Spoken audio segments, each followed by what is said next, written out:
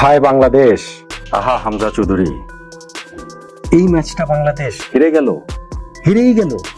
আরো একবার সেই স্বপ্নভঙ্গের গান, আবারও সেই আশাভঙ্গের সুর। বাংলাদেশ হংকং এর এই ভীষণ রোমাঞ্চকর ম্যাচ, যেই ম্যাচে 90 মিনিট পেরিয়ে 99তম মিনিটে গিয়ে আমরা সমতাসূচক গোল করেছি, 3-3 ড্র করেছি, 3-1 পিছিয়ে থেকে 3-3 সমতায় ফিরেছি। সেই ম্যাচটা আমরা হেরে গেলাম। গোল খেয়ে আমরা হেরে গেলাম। রেফারির শেষ বাঁশি তো ওই হংকং এর জয়সূচক গোলের সঙ্গে সঙ্গে বেজে উঠেছিল, এবং তারপর হামজা চৌধুরীর যে ছবিটা, সেটাই কি সমগ্র বাংলাদেশের ছবি নয়? যেইখানটাতে তিনি মাঠের সবুজে বসেছিলেন যেন এক আকাশ দুঃখ এবং 7 সমুদ্র কষ্ট বুকে নিয়ে, স্তব্ধ নির্বাক হয়ে।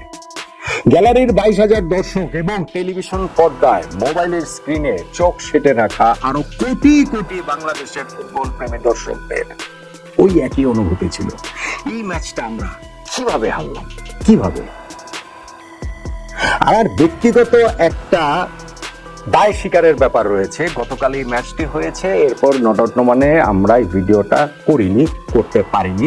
আমি একটু ঢাকার বাইরে গিয়েছিলাম, যেই জায়গাটাতে গিয়েছিলাম সেইখানটাতে ইনফ্যাক্ট টেলিভিশনও ছিল না, মোবাইল স্ক্রিনে খেলা দেখেছিলাম। সেই খেলা দেখার জন্য আমরা যারা ছিলাম তাদের সে কি ব্যাকুলতা। আমার এক বড় ভাই রয়েছে ইভান ভাই, তিনি তো এই মোবাইল ধরছেন, ওই মোবাইল ধরছেন, কোন মোবাইলে নেটওয়ার্কটা ভালো পাওয়া যাবে, কিভাবে খেলাটা আসলে ভালোভাবে দেখা যাবে। সেই আমরা যখন ওই গ্রামের মেঠোপথে যেই চিৎকার দিয়ে উঠেছিলাম যখন 99তম মিনিটে বাংলাদেশ গোলটা করে, পুরো গ্রামটাকেই যেন আমরা জাগিয়ে তুলেছিলাম।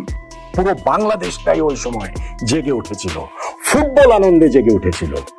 কিন্তু তারপর পরে আবারও সেই স্তব্ধতা, আবারও সেই শেষ মিনিটে গোল খেয়ে বাংলাদেশের হেরে যাওয়া। হংকং এর বিপক্ষে এই ম্যাচের আগে আমাদের নিয়মিত অধিনায়ক জামাল ভুঁইয়া একটা কথা বলেছিলেন, বাংলাদেশের ফুটবল যারা ফলো করেন তারা জানেন আমাদের প্রধান সমস্যা কোথায়। আমরা গোল করতে পারি না এবং শেষ সময় আমরা গোল খাই। একটা সমস্যা আমরা কাটিয়ে উঠেছি, গোল করতে পারি না অপবাদটা এই ম্যাচে দেয়া যাবে না। আমরা 1 গোল করেছি, 2 গোল করেছি, 3 গোল করেছি, শুরুতে এগিয়ে গিয়েছি, 3-1 পিছিয়ে থাকার পর 2টা গোল শোধ করেছি।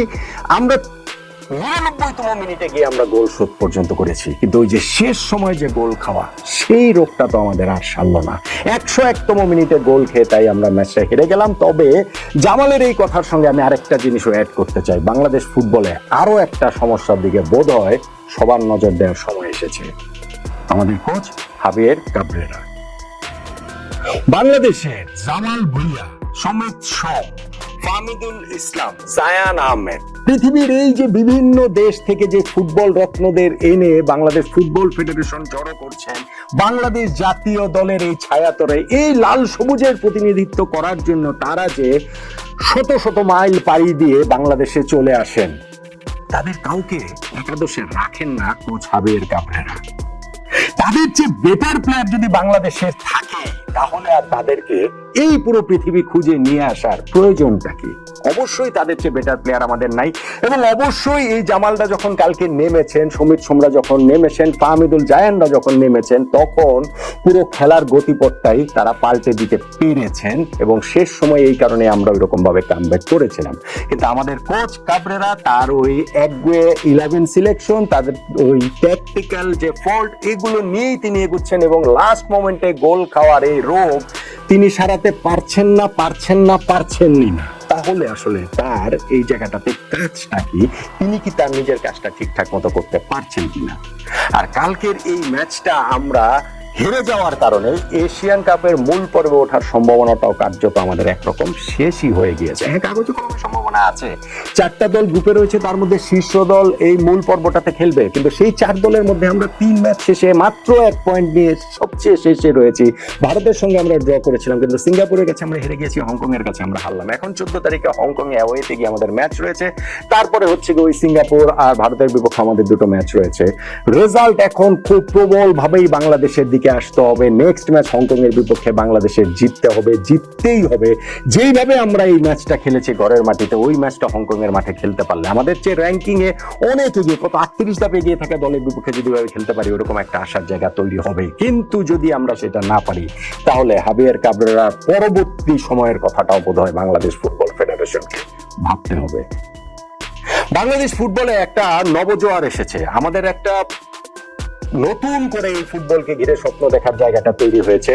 বিশেষত এই হামজা চৌধুরী ইংলিশ লিগ খেলা, FA কাপ জয়ী এই ফুটবলার যখন বাংলাদেশের হয়ে খেলার ব্যাপারে মনস্থির করেছেন, তারপর থেকে আরো কত ফুটবলার, সমিত সোম, ফাহমিদুলদের, জায়ানদের মতো ফুটবলাররাও কিন্তু এসে আমাদের এই ন্যাশনাল টিমকে প্রতিনিধিত্ব করছেন। কিন্তু এন্ড অফ দ্য ডে গিয়ে তো রেজাল্ট লাগবে, সেই রেজাল্ট আমরা আসলে বের করতে পারছি না। কালকের ম্যাচে সেই সুযোগটা ছিল, খুব ভালোভাবে ছিল। যেমন ম্যাচের প্রথমার্ধেই 13তম মিনিটে হামজা চৌধুরী অসাধারণ একটা ফ্রি কিক করে তিনি গোল দিলেন, বাংলাদেশের জার্সিতে তার সেকেন্ড গোলটা হয়ে গেল। এবং যে দুরূহ অ্যাঙ্গেল থেকে যেই পেসে তিনি ফ্রি কিকটা নিয়েছেন, হ্যাঁ হংকং এর এক ফুটবলারের মাথায় কিছুটা ডিফ্লেকশন হয়েছে বটে, কিন্তু তাতে করে হামজার ক্রেডিটটা কোনোভাবেই কমছে না। প্রথমার্ধটাও কিন্তু আমরা আসলে মোটা দাগে দুর্দান্তই খেলেছি, কিন্তু ওই যে লাস্ট মোমেন্টে ফার্স্ট হাফের শেষ সময় গিয়ে ঠিকই গোল খেয়ে বসেছে। এবং আমি ওইটা বলছিলাম যে আমরা যে খেলা দেখছিলাম মোবাইল স্ক্রিনে, আমি ওই ইভান ভাইকে বলছিলাম যে এক্ষুনি দেখবেন গোলটা খেয়ে বসবে, কারণ এরকম সময় গোল খাওয়ার রোগ বাংলাদেশের রয়েছে। বাংলাদেশ গোলটা খেয়ে বসলো। সেকেন্ড হাফের শুরুতে 5 মিনিটের মধ্যে বাংলাদেশ আরেক গোল খেয়ে পিছিয়ে পড়লো, এবং সেগুলো হচ্ছে যে ডিফেন্সের এই কনসেন্ট্রেশন ল্যাপসের কারণে। আর যখন 74 মিনিটে আমরা তৃতীয় গোল খেয়ে গেলাম, বাংলাদেশ আসলে ম্যাচ থেকে কার্যত সেখানেই ছিটকে গেছে বলে আমরা ধরে নিয়েছিলাম। কারণ বাংলাদেশ ভাই ন্যাশনাল টিম আমরা সারা বছর মিলে 5-6টা গোল করতে পারি না, সেইখানে এক ম্যাচেই আমরা 3-1 পিছিয়ে থাকা 74 মিনিটে এখান থেকে আমরা কামব্যাকটা করবো কিভাবে? কিন্তু আমরা কামব্যাক করেছি। মোরসালিন প্রথমত প্রতিপক্ষের গোলকিপারের ভুলের সুযোগ নিয়ে গোল দিয়ে আমাদেরকে ম্যাচে ফিরিয়েছেন 84তম মিনিটে। আর 99তম মিনিটে ওইটা বলছিলাম যে কর্নার থেকে, মোরসালিনের কর্নার থেকে হংকং এর এক ফুটবলারের মাথায় লেগে আসা বলটি সমিত সোম হেড করে নিখুঁত হেডে নির্ভুল নিশানায় তিনি জালে পাঠিয়ে দিয়েছেন। পুরো বাংলাদেশ উল্লাসে ফেটে পড়েছিল। কিন্তু তারপর পরেই কিন্তু ওই বিপর্যয়টা, আবারও আমরা গোলটা খেয়ে গেলাম, এবং আবারও কিন্তু আমরা শেষ সময়ের গোল খেয়ে ম্যাচটা হেরে গেলাম। এখন হংকং এর বিপক্ষে পরের ম্যাচটা বাংলাদেশ 14 তারিখে যে খেলবে, সেটা বাংলাদেশের জিততে হবে, জিততেই হবে। আমাদের হামজা চৌধুরী যেমন ম্যাচের পরে তার রিয়াকশন, ওই সময় তো তিনি স্তব্ধ হয়ে বসেই ছিলেন, তারপরে যখন তিনি স্টেডিয়াম থেকে বেরিয়ে যাচ্ছিলেন তখন মিডিয়াকে তিনি রিয়াকশন দিয়েছেন, যেখানে তিনি বলেছেন যে আমরা এই ম্যাচটার দিকে বারবার আমাদের ফিরে তাকাতে হবে এবং মনে হবে যে কিভাবে আমরা এই ম্যাচটা হেরে গেলাম, কিভাবে অন্তত পক্ষে আমরা একটা পয়েন্ট পেলাম না। সমিত সোম এটা বলছেন যে বাংলাদেশ আগে এরকম হংকং এর মতো দলের বিপক্ষে 3 গোলে পিছিয়ে থাকলে 3-3 সমতায় ফেলতে পারবো, এটা আসলে ভাবাই যেত না। আমরা সেই জায়গাটাতে এসেছি, ফলে আমরা উন্নতি করছি। হামজা যেমন বলেছেন যে এটা ভাঙা রেকর্ডের মতো হয়তো শোনাবে, কিন্তু আমরা টিমটা গঠন করছি, তৈরি করছি, আমাদের উন্নতির জায়গাটা হচ্ছে। আমাদের উপরে আস্থা রাখুন, বিশ্বাস রাখুন, আমরা খুব শীঘ্রই, ভাগ্যটা যদি কিছুটা পক্ষে আমাদের আসে, তাহলে আমরা রেজাল্ট এনে দিতে পারবো। সেই রেজাল্ট এনে দেওয়ার জন্য হংকং এর বিপক্ষে সামনের ম্যাচটা খুব গুরুত্বপূর্ণ। নইলে আমাদের কোচ হাবিয়ার কাবরেরা প্রেস কনফারেন্সে এসে যে তিনি দায় নিয়েছেন যে এই পরাজয়ের দায় আমার পুরো দল যেমন নিচ্ছে, আমি নিচ্ছি, আমার দায়টা সবচেয়ে বেশি, সেই দায়ে শুধুমাত্র এই মুখের কথাই হবে না। হংকং এর বিপক্ষে পরের ম্যাচটা যদি বাংলাদেশ জিততে না পারে, স্পেশালি যদি হাবিয়ার কাবরেরা তার এই একগুয়েমিতে জামাল, সমিত, ফাহমিদুল, জায়ান তাদেরকে 11-এ যদি না রাখেন, সেই ক্ষেত্রে বাংলাদেশের তার বিদায় ঘণ্টা বেজে যাওয়াটা কেবলই সময়ের ব্যাপার। কিন্তু বাংলাদেশ যেইভাবে আশা দেখিয়েছে, এই ম্যাচটাতে বাংলাদেশ হেরে গেল, যেই লড়াইটা করেছে, যেই ফাইটিং স্পিরিটটা দেখিয়েছে, সেইটা আমরা দেখতে চাই হংকং এর বিপক্ষে ওই ম্যাচটাতে। আর তাতে করে যদি আমরা তাদের বিপক্ষে জিততে পারি, যদি আমরা জিতে ফিরতে পারি, তাহলে কিন্তু বাংলাদেশ ফুটবলে আবারও নতুন করে একটা আশার জায়গা তৈরি হবে। নইলে শুধু এই হৃদয় ভঙ্গের গান, এই স্বপ্ন ভঙ্গের গান, এই আশা ভঙ্গের গান, এগুলো দিয়ে আসলে শেষ পর্যন্ত গিয়ে ফুটবলের এই পুনর্জাগরণটা একটা পূর্ণ মাত্রায় যাবে না। আমাদের রেজাল্ট প্রয়োজন, এবং খুব দ্রুতই প্রয়োজন। এই ম্যাচটাতে হংকং এর বিপক্ষে আমরা সেটা পেতেই পারতাম, আমরা সেটি পাইনি। এখন হংকং এর বিপক্ষে অ্যাওয়ে ম্যাচে আমাদের সেটি পেতেই হবে। নইলে এই সবকিছুর দায় নিয়ে হাবিয়ার কাবরেরাকে সরে যেতে হবে, তাকে সরিয়ে দিতে হবে।